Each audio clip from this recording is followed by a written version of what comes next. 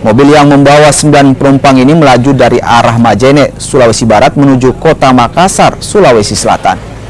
Namun saat melintas di jalan poros di Kecamatan Lau, Kabupaten Maros, mengalami kecelakaan tunggal hingga menabrak tiang provider dan masuk ke dalam saluran drainase. Diduga sopir hilang kendali karena mengantuk. 9 penumpang yang berada di dalam mobil mengalami luka ringan dan harus dibawa ke puskesmas untuk mendapat pertolongan.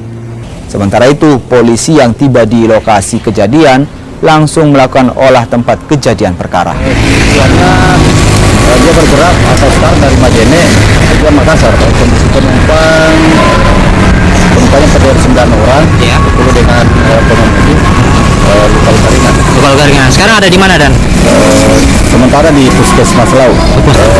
Langkah-langkahnya kami sudah cek korban di rumah sakit.